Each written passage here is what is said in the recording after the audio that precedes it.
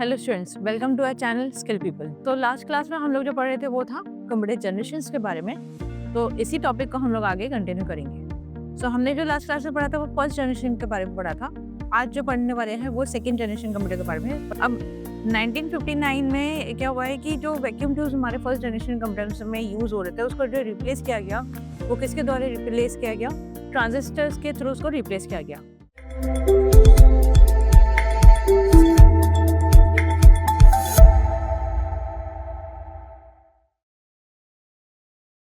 Hello students, welcome to our channel skill people. तो आज हम लोग कंप्यूटर फंडामेंटल में आगे का टॉपिक पढ़ेंगे। तो देखते हैं आज का हमारा आगे का टॉपिक। तो लास्ट क्लास में हम लोग जो पढ़ रहे थे वो था कंप्यूटर जनरेशंस के बारे में।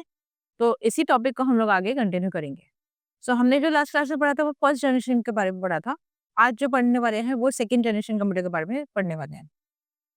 तो सेकेंड जनरेशन कंप्यूटर एग्जैक्टली है क्या या क्या था उसमें फीचर्स वगैरह उसके बारे में जानेंगे।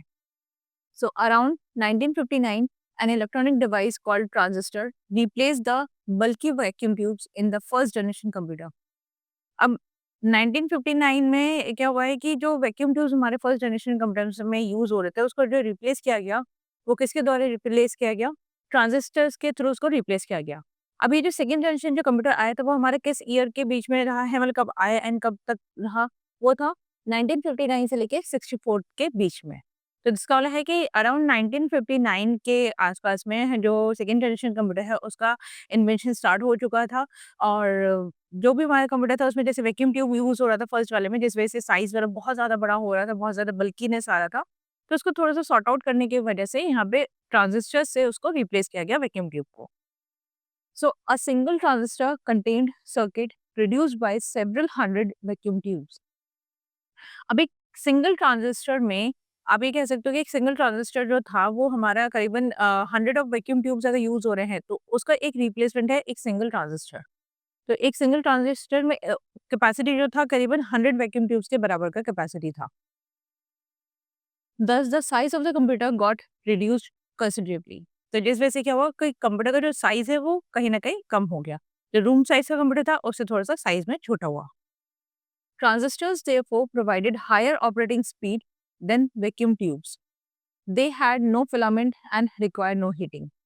अब ट्रांजिस्टर्स जो है उसका जो ऑपरेटिंग स्पीड है वो वैक्यूम ट्यूब के कंपैरेटिवली काफ़ी ज़्यादा ही हाई है, जिस वजह से ट्रांजिस्टर्स जो है वो ज़्यादा अच्छे से काम कर रहे थे सेकंड जनरेशन कंप्यूटर में। अब इसके लिए ना तो कोई फिलामेंट का ज़रूरत होता था और ना ही इसमें कोई हीटिंग की बहुत ज़्यादा ज़रूरत होती थी, या आप ऐसा कह सकते हो कि इसमें ज़्यादा जल्दी ये हीट अप नहीं होता था, जैसे फर्स्ट जनरेशन कंप्यूटर में था।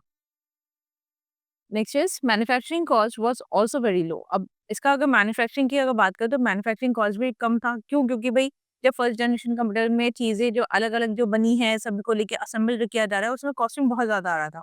बट इस वाले में क्या हुआ है कि इसमें वैक्यूम ट्यूब ज़्यादा यूज़ नहीं हो रही, सबसे बड़ी बात ये है।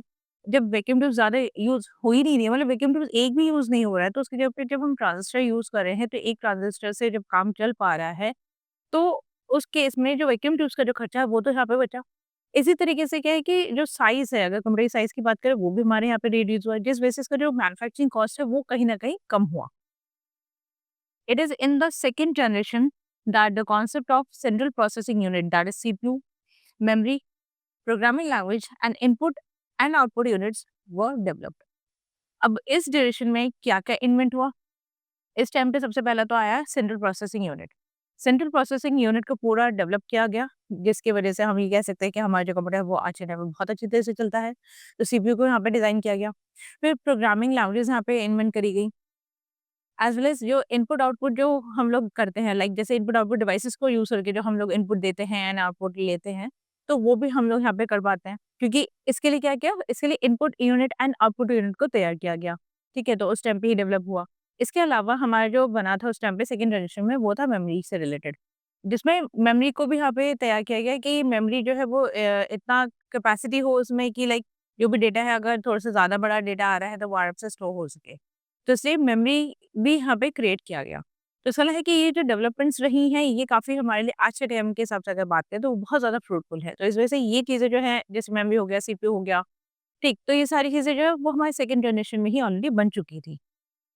या आप ऐसा कह सकते हो बनना स्टार्ट हो चुकी थी और सेकंड जनरेशन में जो भी हमारे इम्प्लीमेंटेशंस है उन कंप्यूटर्स में, सेकंड जनरेशन के कंप्यूटर में इन सभी को उसमें इम्प्लीमेंट किया गया था। जैसे कि जो सेकंड जनरेशन के कंप्यूटर्स हैं वो हमारे फर्स्ट जनरेशन के कंपैरेटिवली अच्छा रिजल्ट दे रहा था। The programming languages such as COBOL, Fortran were developed during this period. अब जैसे कोबॉल, फोर्ट्रन जो है वो सबसे पहला लैंग्वेजेस है, ठीक है, प्रोग्रामिंग लैंग्वेजेस है जिनको उसी टाइम पे डिज़ाइन किया गया था, उसी टाइम डेवलप किया गया था। इसमें से जो कॉन्सेप्ट्स है कोबॉल का या फोर्ट्रन का वो आगे लिया गया अदर लैंग्वेजेस में। ठीक, तो ये जो लैंग्वेज है कोबॉल एंड फोर्ट्रन ये हमारे सेकंड जनरेशन के लैंग्वेजेस हैं। So some of the computers of the second generation were, अब इसमें से सेकंड जनरेशन के कंप्यूटर्स कौन-कौन से रहे हैं उसके बारे में देखते हैं। सो जो कंप्यूटर हमारे सबसे पहले जो बना था वो था यहाँ पे आईबीएम 1920। तो हम ये बोल सकते हैं कि जो 1920 के नाम से जो यहाँ पे बनाया था आईबीएम ने, वो ये आईबीएम ने ही खुद बनाया है ये कंप्यूटर। और इस कंप्यूटर का जो साइज़ था वो स्मॉल था, ज़्यादा बड़ा साइज़ नहीं था जैसे फर्स्ट जनरेशन के कंप्यूटर्स जो हमने देखे थे। एनईएक था जैसे हमारा फर्स्ट जनरेशन का कंप्यूटर, तो वो जैसे बहुत ज़्यादा साइज़ में बड़ा था, उस तरीके से ये इसका साइज़ ज़्यादा बड़ा नहीं था, उससे काफ़ी ज़्यादा ही छोटा था। एज़ वेल एज़ इसको जो यूज़ किया गया वो मेनली साइंटिफिक पर्पसेस से भी यूज़ करने के लिए इसको तैयार किया गया था आईबीएम 1920 वाले कंप्यूटर को। नेक्स्ट इज़ आईबीएम 1401 मतलब 1401। आईबीएम 1401 वाले जो कंप्यूटर है, इसका जो साइज़ है वो भी स्मॉल है। तो that means its size was small to medium and used for business applications. इसका साइज़ जो है वो स्मॉल से मीडियम तक का रखा गया, मतलब छोटे से लेके थोड़ा-सा मीडियम साइज़ तक का रखा गया।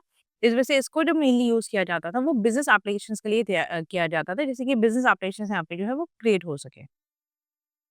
या हम ऐसा कह सकते हैं बिज़नेस पर्पज़ से इसको यूज़ किया जाता है। तो उसी हिसाब से, उसी मोटिव से इस कंप्यूटर को डिज़ाइन किया गया था। Next is CDC 3600। It's size was large and used for scientific purpose. अब इसका जो साइज़ था सीडीसी 3600 वाला, इसका जो साइज़ था वो काफ़ी ज़्यादा बड़ा था और इसको मेनली जो यूज़ किया गया था वो स्पेसिफिकली साइंटिफिक पर्पसेस के लिए ही इसको इस्तेमाल किया गया था। तो ये तो हमारे कुछ एग्ज़ाम्पल्स हो गए, कुछ हमारे कंप्यूटर्स हैं जो हमारे सेकंड जनरेशन में बनाए गए थे, डेवलप किए गए थे। Next is salient features. तो salient features of second generation computer. तो इसके क्या-क्या फीचर्स हैं? First is its relatively faster than the first generation computer. ये जैसे कि मैंने बताया भी कि इसका जो स्पीड है वो बहुत ज़्यादा हाई है। ऑपरेटिंग स्पीड काफ़ी हाई होने की वजह से क्या है कि ज़्यादा ये अच्छी तरह से वर्क कर रहा है। इस वजह से प्रोग्रामिंग लैंग्वेजेस हो गई या जो इनपुट आउटपुट यूनिट्स है वो डिज़ाइन किया जा सका है। Second is smaller than the first generation computer. तो जैसे मैंने बताया जब स्पीड हाई हो रहा है तो उसका मतलब है कि जब ट्रांजिस्टर से इसको रिप्लेस किया गया तो ट्रांजिस्टर्स को यहाँ पे लाया गया in place of vacuum tubes. तो उससे क्या हुआ कि जो स्पीड है वो भी कहीं न कहीं इसका बढ़ा। अब स्पीड बढ़ने से फ़ायदा क्या हुआ कि जो काम यहाँ पे और थोड़ा-सा स्पीडली करना चाहिए वो यहाँ पे काम स्पीडली हो पाए, जिस वजह से हमारे यहाँ पे लैंग्वेजेस भी बनी। और इस वजह से क्या हुआ फ़ायदा कि जैसे भी मैंने बोला कि ट्रांजिस्टर्स में यूज़ हुआ तो ट्रांजिस्टर यूज़ होने से फ़ायदा ये भी हुआ कि जो साइज़ था कंप्यूटर का, सेकंड जनरेशन वाले कंप्यूटर्स का, उनका साइज़ भी कहीं न कहीं छोटा हो गया as compare to first generation computers के। Third is generated lower level of heat. अब अगर हम बात करें हीटिंग की, तो जो कंप्यूटर जो हमारे फर्स्ट जनरेशन के कंप्यूटर्स जो थे वो बहुत ज़्यादा जल्दी हीट अप हो जाते थे एज़ कम्पेयर टू सेकंड। तो सेकंड वाले में जो हीटिंग है वो थोड़ा-सा कम था फर्स्ट जनरेशन के कंपैरेटिवली। एक तो वही साइज़ की वजह से और थोड़ा-सा इसमें प्रोसेसिंग स्पीड वगैरह बढ़ाया गया था। काफ़ी सारी चीज़ें थी जो इसमें ऐड ऑन करी गई थी जिस वजह से जो हीट है या जो पावर कंज़म्पशन है वो थोड़ा-सा इसमें कम था। Next is more reliable. ये ज़्यादा ही रिलायबल रहा है। इस वजह से उस टाइम पे काफ़ी लैंग्वेजेज़ भी यहाँ पे क्रिएट करी गई हैं। काफ़ी सारी नई-नई चीज़ें यहाँ पे बनाई गई हैं जो आज के टाइम पे हम लोग इस्तेमाल करते हैं, जिसमें से मैंने आप लोगों को कुछ बताया जैसे सीपीयू वगैरह हो गया। नेक्स्ट इज़ फिर higher capacity of internal storage. अब उस टाइम पे मैंने आप लोगों को एक चीज़ बताई कि मेमोरी भी यहाँ पे क्रिएट किया गया, तो दैट मीन्स इंटरनल स्टोरेज पे भी ध्यान रखा गया। तो सेकंड जनरेशन कंप्यूटर्स में जो मेमोरी है वो यहाँ पे एनहांस किया गया, जिससे क्या हुआ कि जो इंटरनल स्टोरेज है कंप्यूटर का वो यहाँ पर बढ़ सके। तो जिस वजह से क्या है कि आज के टाइम का जो कंप्यूटर आप देख रहे हो उसमें क्या है कि इसमें स्टोरेज कैपेसिटी कंपनीज़ बढ़ाती है, जो भी कंपनी तैयार करी लाइक जैसे डेल हो गया, एचपी हो है या लेनोवो हो, तो वो स्टोरेज कैपेसिटी रखती है। ये क्यों रख पाते हैं? क्योंकि ऑलरेडी इस चीज़ का जो इम्प्लीमेंटेशन है वो सेकंड जनरेशन में ऑलरेडी कर दिया गया था, जिस वजह से आज के टाइम पे जो कंपनीज़ वगैरह हैं कंप्यूटर बनाने वाली, वो आसानी से स्टोरेज कैपेसिटी भी बढ़ा पाती है। इसका मतलब है कि स्टोरेज कैपेसिटी जो है वो यहाँ पे हमारे सेकंड जनरेशन में ध्यान में रखते हुए बढ़ाया गया था। तो ये था हमारे सेकंड जनरेशन कंप्यूटर के बारे में। तो आज का जो क्लास है वो हम लोग यहीं पे एंड करेंगे। अगर आप लोग को हमारी वीडियो का पसंद आया हो तो हमारी वीडियो को लाइक करें, चैनल को सब्सक्राइब करें, बेल आइकन को ज़रूर हिट करें जिससे कि हमारी जो भी नेक्स्ट वीडियो है इसका नोटिफिकेशन आप लोगों को तुरंत मिले। आज के लिए बस इतना ही। Thank you.